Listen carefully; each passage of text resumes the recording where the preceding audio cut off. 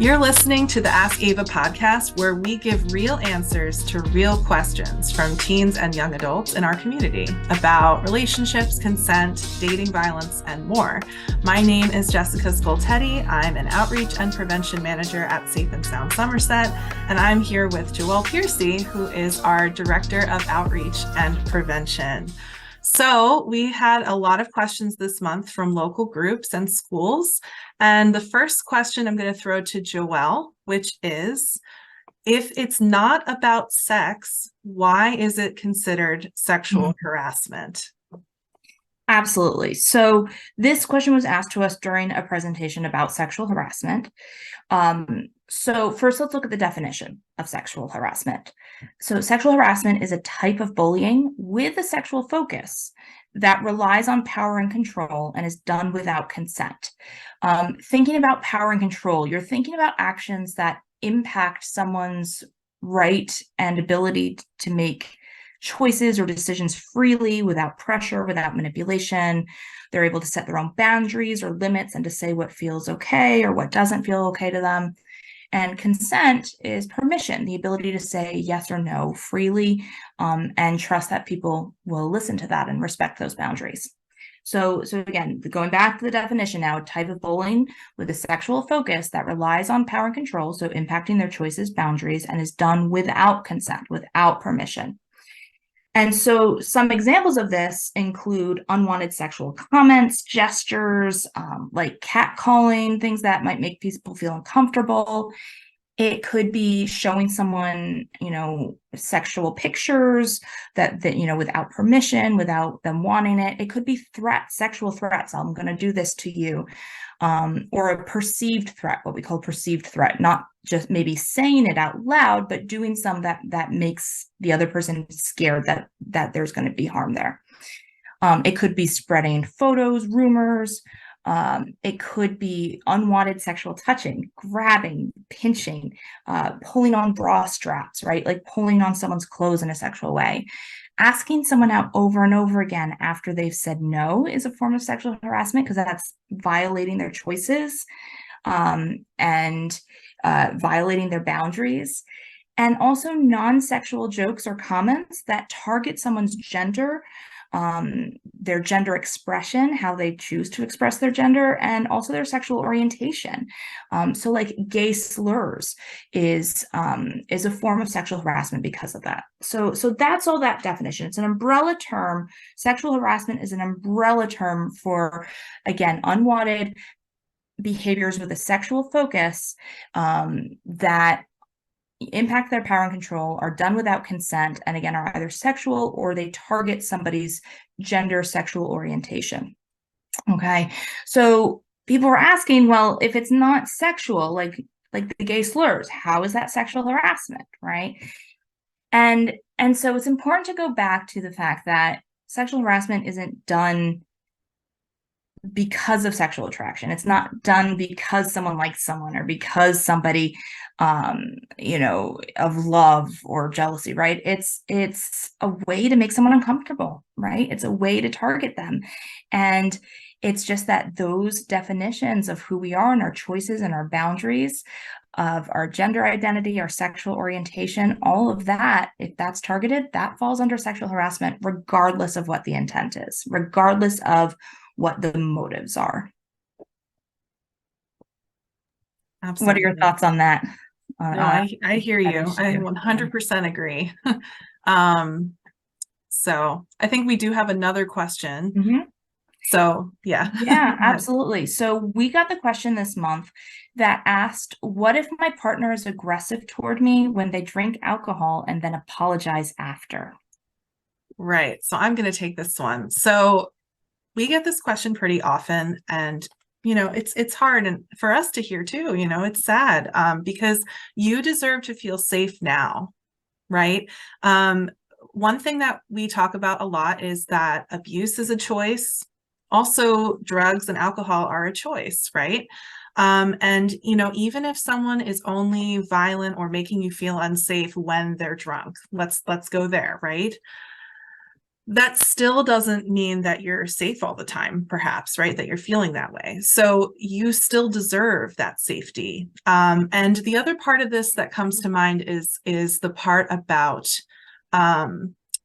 being harmed, right? So if you're being harmed and your partner is saying, well, I was just drunk, it won't happen again, for example. First of all, that doesn't mean it won't happen again. And secondly, that's not really an apology or a good excuse because, again, abuse is a choice. So there's plenty of people who choose to drink and don't hurt other people. So that's another facet to this. So I think it's really important to remember that if you're feeling unsafe and your partner isn't really taking that accountability, that might not be a safe relationship for you. And you have every right to protect your own safety and boundaries. And if you'd like to leave the relationship, that's an option. And you could call or text our helpline if you'd like support with that.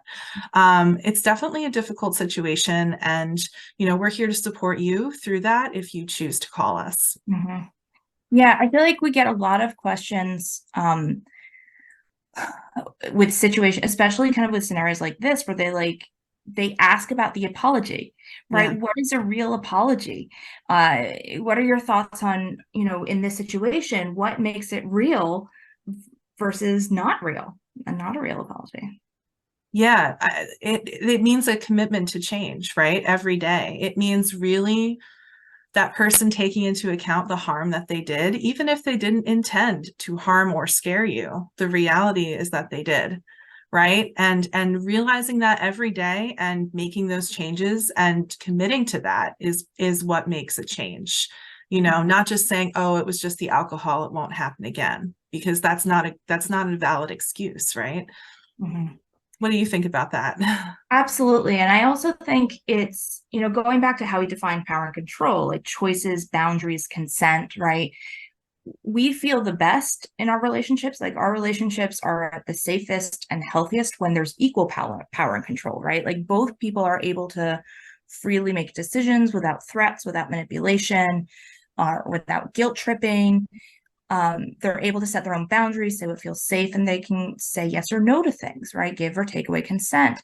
And I wonder how, even if someone apologizes, even if someone didn't intend to cause harm, like in this situation, if they're aggressive when they're drunk, is the other partner still going to remember this even when the person's sober?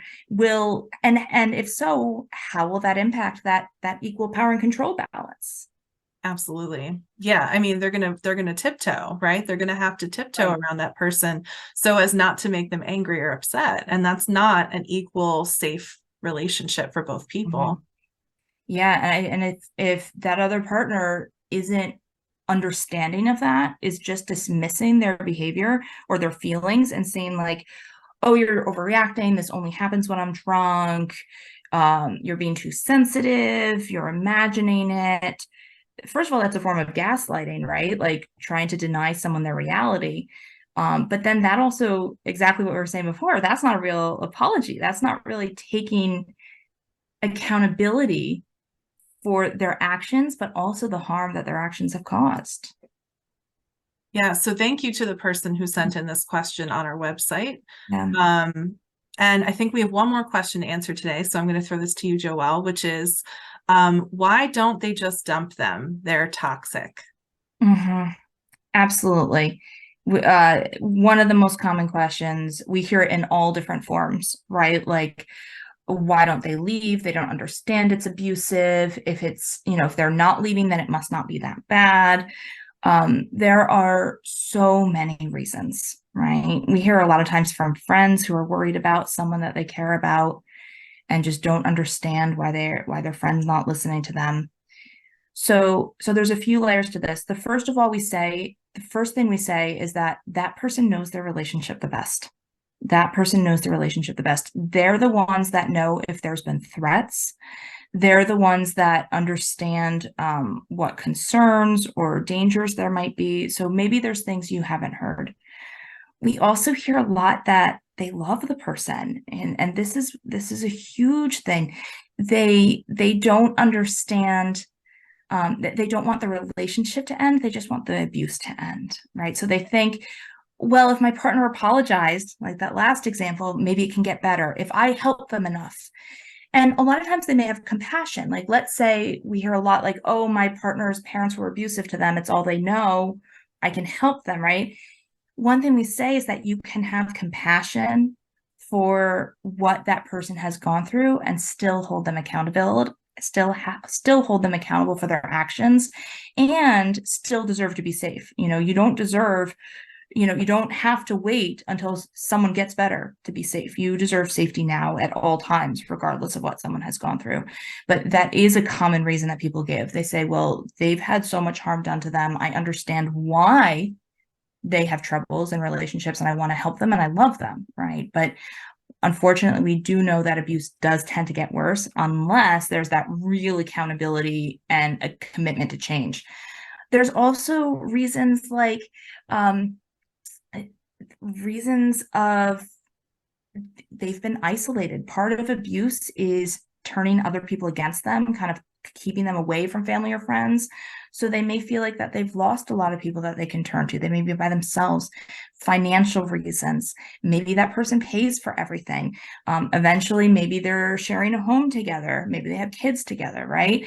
But even in middle school and high school, we see huge numbers of teens say that they're in relationships partly for financial reasons, right? They may not know where to go for help. They may not think that they deserve to feel safe, right? There's so many different reasons. What we always say to friends, family members is it has to be their choice to leave. Part of abuse is, again, limiting choices, boundaries, and violating consent, impacting that person's positive power and control and taking it away from them. And the last thing we want to do then is to continue that cycle and to continue saying you have to leave them, right? What you can do is provide information, let them know they deserve safety now, let them know there's support. Like Safe and Sound Somerset, we can do safety planning. They don't need to leave the relationship to do safety planning. We can identify safety strategies, even if they're staying in that relationship. And then to also take care of themselves as friends. They may be at danger, but it's also just really hard emotionally to care about someone who's in an abusive relationship. What are your thoughts, Jessica? What else have you heard in the field? Yeah, I think I was just thinking about how safety is more than physical, right? It's also emotional safety. You deserve, safety financially. You deserve obviously the physical and emotional safety. You deserve to be safe if you are engaging in sexual activity, right? Like all of those things. And if you're feeling that one of those areas is being violated, that is, that happens. And, we're here to support if you choose to call or text, and we can personally support you on the helpline. Our number is 866-685-1122. And we have trained advocates who are helpers who support you and don't tell you what to do. We listen and we ask you what you're looking for and how we can help you, right? So I think that's really it for this month, but we'll be back in May with some more questions from teens and young adults. So thank you so much, Joelle, and feel free to send your questions in on our website, www.safe-sound/ask-ava, and we'll see you in May. Thank you, everyone. All right, thanks for having me.